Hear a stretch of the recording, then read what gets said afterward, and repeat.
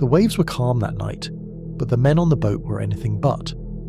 A massive white cooler sat wedged between them, far too heavy for what it should have been carrying. They had dragged it aboard, straining under its weight. Jerry kept glancing at his brother, Tom Capano, who said nothing, just stared out toward the black expanse of the Atlantic. They reached 60 miles offshore. The air was damp, heavy, unforgiving. Together they heaved the cooler overboard. For a moment it bobbed, silent and stubborn, refusing to sink. Jerry's hands shook as Tom handed him a shotgun. The blast split the night sky, echoing across the water. Holes ripped into the cooler's surface, but still, it floated. Tom swore under his breath.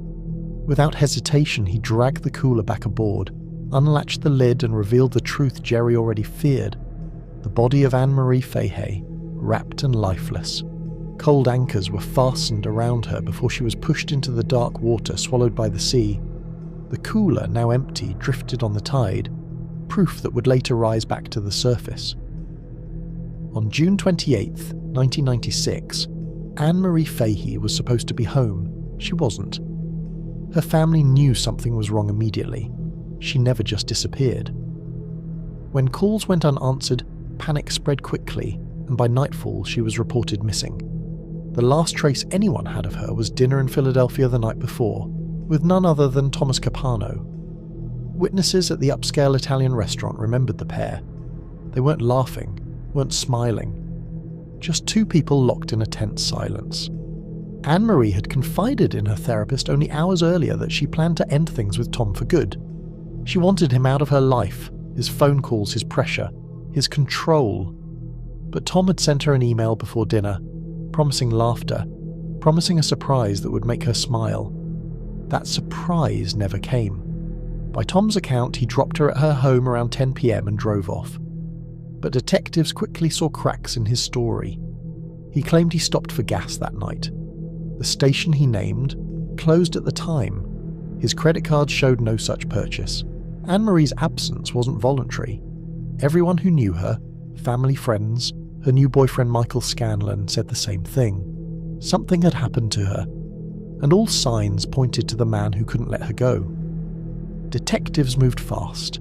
Anne-Marie's disappearance was already raising too many red flags, and Capano's behaviour only made things worse. Days after she vanished, Tom walked into a pharmacy and purchased an odd combination: blood remover and milk remover. He also bought a brand new rug. When police searched his Wilmington home, they noticed something unsettling. His longtime housekeeper had been told not to come by around the time Anne-Marie went missing. When she finally returned, there was a new sofa, a new rug, and nothing left of the old ones. But Tom hadn't cleaned up as well as he thought. 3 small drops of blood hidden in plain sight belonged to Anne-Marie. A chilling clue. Proof that whatever happened, it happened here. The blood evidence told detectives one thing: Tom hadn't acted alone. Disposing of a body, furniture, and evidence wasn't something he could do himself. And soon their instincts proved right. They turned their eyes to Tom's brother Jerry. The Capano family was powerful, but Jerry wasn't untouchable. When police raided his home in August 1997, they found cocaine, marijuana, and 21 firearms. It was leverage, and it worked. Faced with prison, Jerry broke. He told them what really happened. The morning after Anne-Marie vanished, Tom showed up at his house with a request: help him dispose of something. Jerry already knew what that meant. They drove to Tom's place and hauled out a 162-quart cooler, so heavy it took both men to lift it. Inside was Anne-Marie's body. They loaded it into Jerry's boat at Stone Harbor, sailed 60 miles out and dumped it into the ocean. The cooler refused to sink. Jerry fired a shotgun into it, but it floated stubbornly on the waves. That's when Tom opened the lid, unwrapped Anne-Marie's body, tied anchors around her, and let her slip into the depths. The sofa and carpet, soaked with blood, were dumped in a family-owned dumpster. Another brother, Louis, was told to make it disappear, and just like that, Anne-Marie was gone without a trace. Or so they thought. Even without a body, investigators pressed forward. They already had Tom's shaky alibi, the blood evidence, Jerry's testimony. But then fate delivered something more.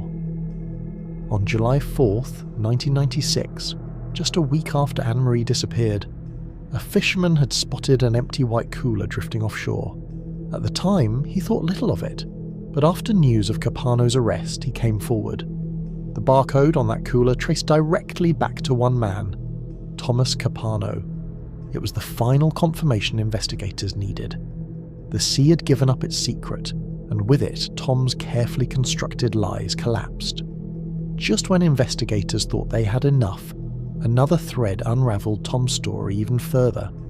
Her name was Debbie McIntyre.